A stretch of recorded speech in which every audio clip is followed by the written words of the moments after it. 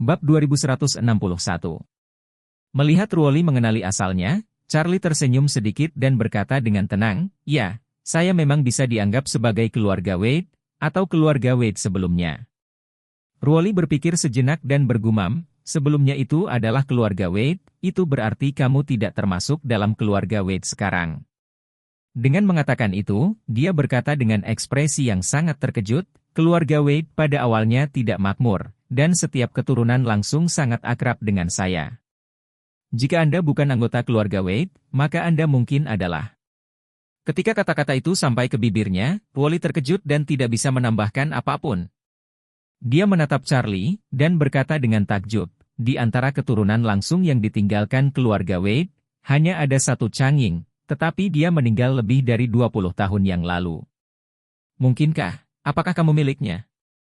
"Putra?" Ekspresi Charlie muncul, dan dia berkata dengan serius, "Ya, saya putra Changing." Astaga! Seluruh tubuh Ruoli sepertinya disambar petir pada saat ini. Meskipun Changing telah meninggal sebelum dia lahir, tapi dia masih tahu nama ini. Tidak hanya itu, dia juga mengetahui beberapa masalah masa lalu antara ayahnya Zetienen dan Changing. Dia tahu bahwa saingan terbesar ayahnya dalam hidup ini adalah Changing.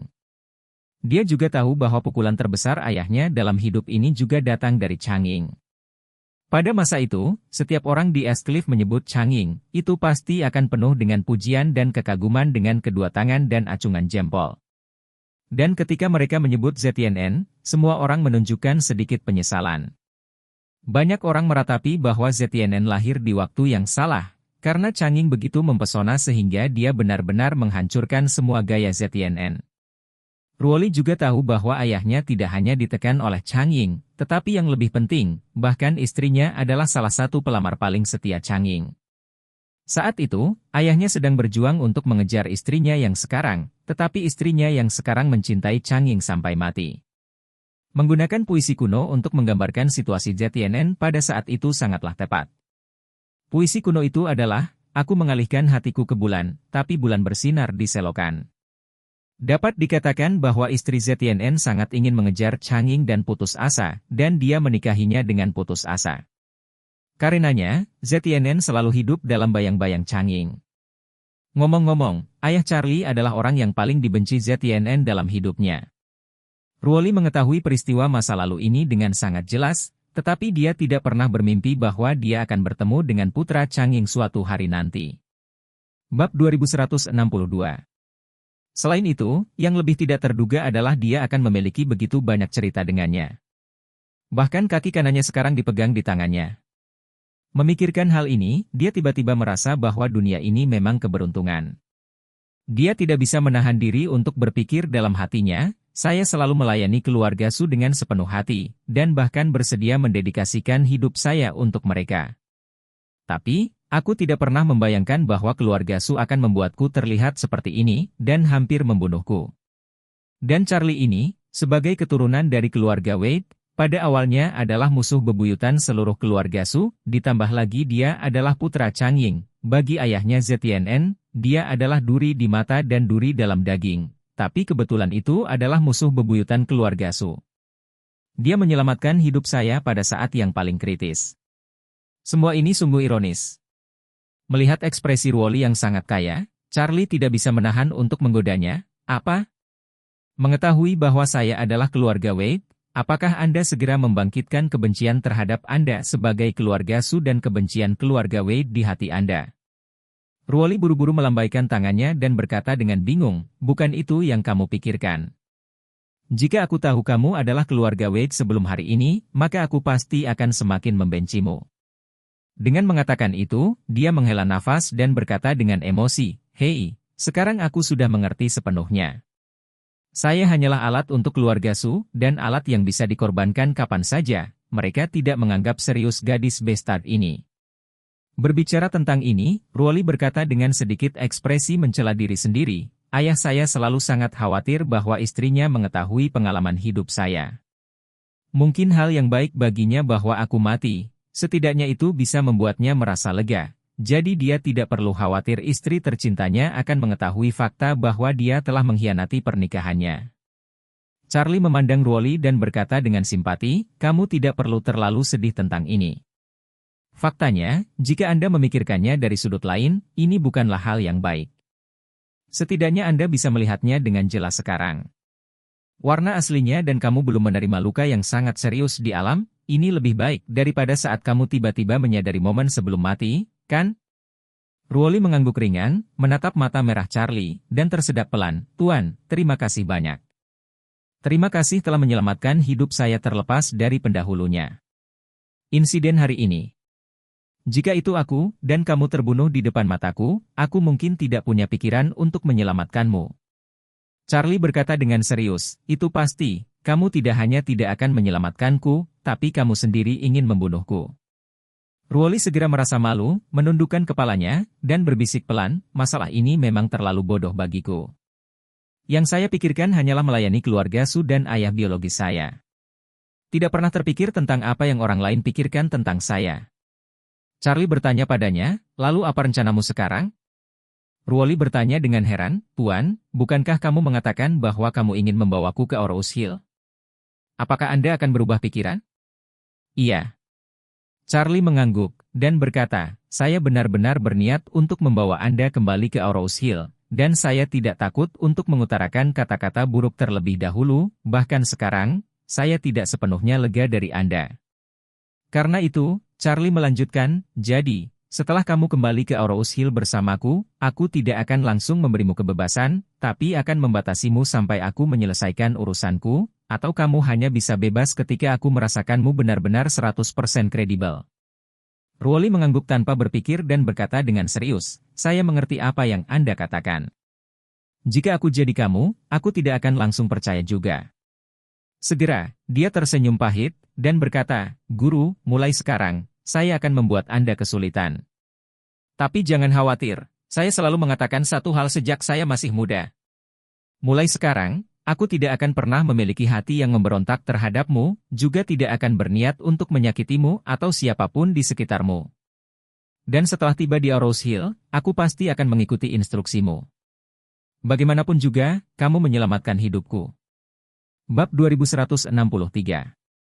Alasan Charlie menyelamatkan Ruoli adalah karena ia melihat niat keluarga Su untuk membunuhnya, berpegang pada prinsip dasar, musuh-musuh adalah teman, jadi ia memutuskan untuk menyelamatkannya. Selama Ruoli memiliki penghalang ke keluarga Su dalam sentrifugasinya, maka orang ini bisa menjadi bantuan besar bagi Charlie untuk membalas dendam dari keluarga Su di masa depan. Jika Anda mengontrolnya dengan baik dan mengubahnya menjadi bawahan yang setia, bukan tidak mungkin bagi Charlie untuk melihatnya. Jika Anda ingin memanfaatkan seseorang untuk Anda sendiri, hal terpenting adalah membuatnya berhutang budi kepada Anda. Di dunia ini, tidak ada bantuan yang lebih penting daripada anugerah yang menyelamatkan hidup. Rencana Charlie saat ini adalah membawanya kembali ke Orous Hill terlebih dahulu, lalu menyembunyikannya dengan baik, lalu menunggu dan melihat perubahan apa yang akan terjadi pada keluarga Su. Adapun bekerja sama dengan Ruoli untuk membalas dendam pada keluarga Su, ini tidak terburu-buru. Charlie suka merencanakan dan kemudian pindah. Jika Anda tidak bergerak, pindah lebih dari sekadar mengupas keluarga Su. Setidaknya, Anda harus membunuh setengah dari nasib ini dibenarkan. Selanjutnya, Charlie memproses lebih lanjut lukanya untuk Ruoli. Setelah membalut luka yang menusuk, Charlie berkata kepada Ruoli, oke, lukanya hampir sembuh. Perahu kami akan berlayar di laut selama lebih dari 30 jam, sehingga Anda dapat beristirahat di kamar Anda. Panggil saja kru jika Anda membutuhkannya. Ruoli mengangguk ringan, dan berkata dengan penuh rasa terima kasih, Guru. Charlie melambaikan tangannya sedikit, ini hanya masalah mengangkat tangan, kamu tidak perlu terlalu sopan. Karena itu, Charlie dengan hati-hati meletakkan kaki kanannya yang ramping, dan berkata, kamu bisa istirahat, aku akan pergi sekarang. Ruoli buru-buru berkata, Tuan, saya akan mengirimmu. Tidak dibutuhkan. Charlie berkata dengan tenang, luangkan waktu dan istirahatlah. Karena itu, dia ingat bahwa dia telah menyegel meridian Ruoli sebelumnya, jadi dia berkata, aku baru saja menyegel meridianmu untuk sementara dengan kekuatan internal. Sekarang saya akan membantu Anda membukanya, tetapi Anda masih harus memperhatikan. Jangan gerakan kaki kanan Anda terlalu banyak, dan cobalah untuk tidak basah. Jika Anda ingin mandi, bungkus perban dengan kantong plastik. Ruoli mengangguk dengan patuh dan berkata, saya tahu guru, tolong bantu saya, jika tidak maka akan sangat sulit untuk mengerahkan kekuatan. Charlie mengulurkan tangannya dan menepuk pergelangan kakinya dengan ringan, dan langsung menghilangkan rasa sakit yang tersisa di tubuhnya. Ruoli juga langsung merasa bahwa meridian yang telah disegel di tubuhnya benar-benar terbuka pada saat ini, dan dia tidak bisa menahan diri untuk tidak menghela nafas pada kekuatan supernatural Charlie. Guru dapat mengontrol pembukaan meridian saya dengan jari-jarinya. Hei, kemampuan semacam ini luar biasa. Untungnya, dia tidak tega membunuhku. Jika tidak, jika dia benar-benar menginginkan hidup saya khawatir itu akan mudah. Saat ini, Charlie berdiri dan berkata, tidak apa-apa, istirahatlah, aku pergi. Ruoli buru-buru mengantarnya ke pintu dan berkata dengan hormat, Tuan, pergi perlahan. Bagi Charlie, Ruoli sangat mengaguminya dari lubuk hatinya. Bukan hanya karena kekuatannya, tapi juga karena jati dirinya yang luar biasa. Dari sudut pandang Ruoli, kekuatan Charlie luar biasa, dan dia juga putra dari Wade Family Master Changying, dan dia benar-benar pantas disebut Master. Saat ini, kapal Charlie telah meninggalkan perairan teritorial Jepang dan memasuki Laut Lepas. Di sisi lain, pasukan bela diri maritim Jepang akhirnya tiba di lokasi yang dijadwalkan dan menunggu kapal milik Su. Bab 2164.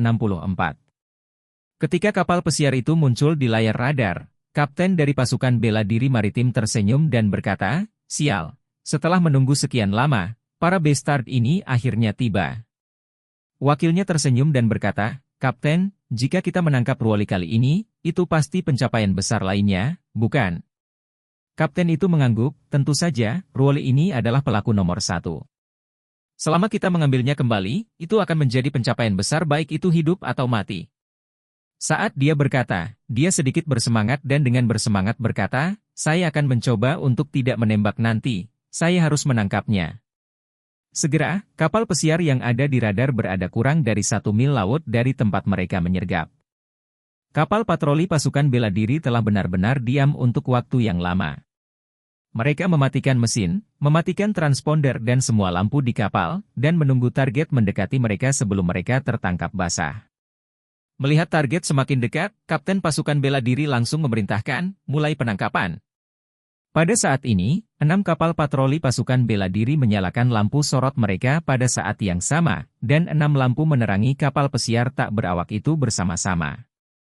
Kapten armada berkata dengan lantang melalui pengeras suara, dengarkan kapal di depan, kami adalah pasukan bela diri maritim Jepang, segera matikan mesin untuk pemeriksaan. Setelah suara itu berteriak, sesuai dengan rencana semula, kapal target seharusnya mulai melambat, tetapi yang tidak dia duga adalah kapal target bahkan tidak melambat dan terus bergerak ke arahnya. Jadi dia buru-buru berteriak lagi, dengarkan kapal di depan, kamu sekarang dikelilingi oleh kami. Itu adalah pilihan terbaik Anda untuk melepaskan perlawanan dan mengangkat tangan Anda untuk menyerah. Jika Anda menolak untuk menyerah, maka kami akan mengambil tindakan paksaan. Itu dia. Kapal pesiar terus berjalan tanpa melambat. Kapten berteriak dengan marah, saya peringatkan, jika Anda tidak segera mematikan mesin, kami akan menembak Anda sesuai hukum. Kapal pesiar itu masih menganggapnya sebagai udara dan terus berlayar ke depan. Kapten melihat bahwa dia akan segera keluar dari pengepungan, tapi dia tidak bermaksud untuk menangkapnya dengan tangannya. Dia tidak bisa membantu tetapi bertanya-tanya, apa sih yang orang-orang ini lakukan? Bukankah mereka menghentikan perahunya setelah aku mengatakan sesuatu? Deputi di samping tidak dapat menahan diri untuk tidak bertanya, Kapten, apakah mereka ingin mengambil kesempatan untuk pergi? Kapten itu berkata dengan marah, hantu itu tahu. Kelompok orang ini tidak bisa diandalkan, jadi cepat menyusul dan paksa dia berhenti. 6 kapal patroli pasukan bela diri dengan cepat dikejar. Mereka mengapit kapal pesiar target dan mendekatinya sedikit demi sedikit. Ketika mereka mendekat, seseorang berseru, Kapten, sepertinya tidak ada orang di kapal itu. Apa? Tak seorang pun? Pria itu mengangguk dan berkata, ya, Anda dapat melihat dengan jelas di teleskop, tidak ada seorang pun di kokpit, dan tidak ada seorang pun di geladak. Kapten dari kapten bela diri gemetar karena terkejut, dan berseru, sial. mungkinkah keluarga Su yang memainkan cangkang Golden Cicada untuk kita? Memikirkan hal ini, dia segera memerintahkan, cepat hentikan, naik ke kapal dan periksa untukku. Speedboat dari pasukan bela diri secara alami jauh lebih cepat daripada yacht, dan mereka segera mengepung yacht dengan erat, dan bahkan menjepitnya ke kiri dan ke kanan. Pada saat ini, beberapa kapal dan kapal pesiar di antaranya masih relatif diam, dan beberapa anggota pertahanan diri dengan senjata dan peluru tajam segera melompat ke kapal untuk memeriksa situasi di bawah komando kapten. Tidak masalah sama sekali, tidak ada orang di dalamnya. Kapten menampar pahanya dan memarahi dengan marah, keluarga Su Bastards. Tampaknya palsu bahwa mereka ingin kita bertindak bersama. Benar bahwa mereka ingin menjauhkan harimau dari gunung. Bahkan kita berani bermain dengan kita, mereka lah kan? Bab 2165. Untuk mengatakan bahwa rubah tua Cheng Feng memang memiliki beberapa kuas. Dia berpura-pura menyelamatkan Ruoli kali ini, tetapi dia sebenarnya tidak menghabiskan banyak uang, karena seluruh pasukan bela diri adalah aktor yang bermain dengannya secara gratis. Adapun mengapa pasukan bela diri bersedia bekerja sama dengan Cheng Feng secara gratis, ini harus ditelusuri kembali ke saat Ruoli dan Master Su lainnya ditangkap. Saat itu, Ruoli dan yang lainnya menghancurkan keluarga Matsumoto dan mempermalukan seluruh TMPD. Setelah itu, mereka bersama-sama berencana untuk melarikan diri dari Osaka. Pada saat kritis ketika pesawat hendak lepas landas, pasukan bela diri maju dan menangkap mereka semua. Karena itu, insiden ini langsung membuat angkatan bela diri terkenal. Sementara orang-orang memuji pasukan bela diri atas pekerjaan mereka, mereka bahkan akan memarahi TMPD sebagai kepala berdarah, berpikir bahwa mereka terlalu boros. Sebelumnya, reputasi dan status sosial pasukan bela diri di Jepang tidak tinggi.